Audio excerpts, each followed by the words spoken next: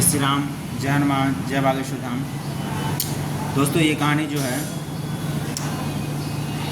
चंडीगढ़ से एक बहन का है, उसका नाम है अनुपमा। वो जब भी उसका हॉस्टल में जाने के लिए तैयार होते थे, सब रिलेशन में जितना भी रिलेशन दोस्त वगैरह सबको बताए थे कि हम जाने वाले हैं हॉस्टल। तो जैसे ही सबको बता के सबसे मिल के आते, सबको बता के आते, उसी रात इसको अचानक बहुत ज़्यादा तबीयत खराब हो गई। तो फिर नहीं जाती। फिर ऐसा 2-3 बार हुआ, 2-3 बार ऐसा ही हुआ कि जब भी प्लान बनाती और सबसे अपने जितना भी रिलेशनशिप है और दोस्त यार सबको बोल के आते थे कि हम जा रहे हैं हॉस्टल।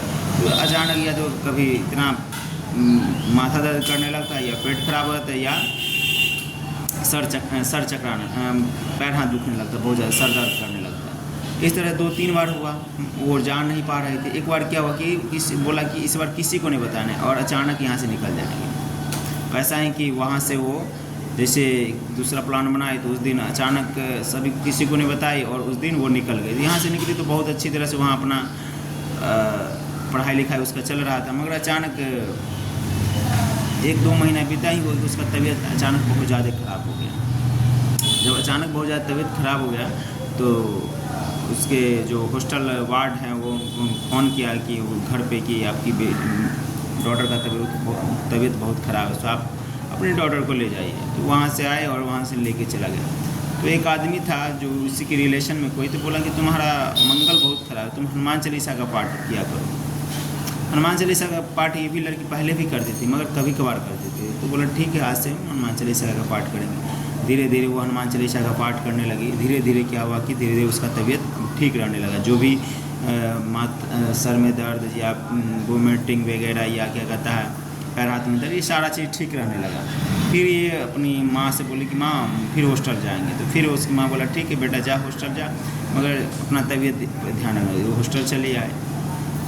हॉस्टल चला आई तो हॉस्टल में सही तरीके से रह रहे थे, मगर उसकी हॉस्टल में एक सहेली बन गई और सहेली का एक अजीब बिहेवियर था। वो जब भी जहाँ भी चलती उसको हाथ पकड़ के चलती। वो बोलता है कि हमको एक बार एक्सीडेंट हो गया तो तब से डर लग रहा है अकेले चलने में, तो हमेशा उसको अथी रहता। तो एक दिन क्या हुआ कि उसकी सहेली बोली कि तुम मेरे ही रूम में आके सो जाओ, मगर उसके रूम में जो सोने गई ना, तो वो एकदम नेगेटिव लगा कि कुछ इस रूम में है। आप लोग जैसे हनुमान भक्त बन जाइए, चाहे किसी का भक्त, नेगेटिव एनर्जी रहेगा तो आपको पहले ही पता चल जाएगा। तो उसको लगा कुछ इस रूम में है, मगर तो फिर भी वो अपने उससे सीनियर थी, वो बोली तो रह गई, उसी रूम में सोई।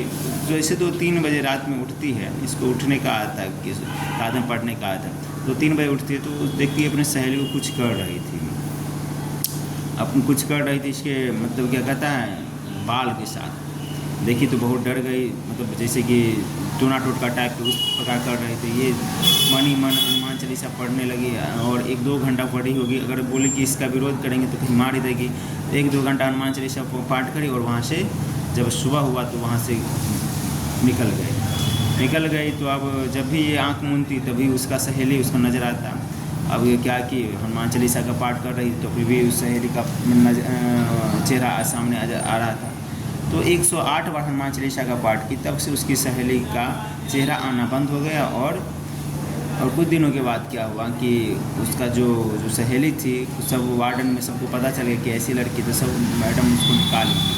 देखा दोस्तों, हनुमान चालीसा के पावर 108 हनुमान चालीसा पाठ की और लड़की का सारा प्रॉब्लम सॉल्व हो गया। पहले वोमिटिंग वगैरह, सर में दर्द, कहीं अकेले जाने में डरती थी, और क्या कहता है एक जो उसकी सहेली थी जो हमेशा उसके सामने उसके सामने जब भी आँख को मूंदती थी तो उसके सामने प्रकट हो जाती थी।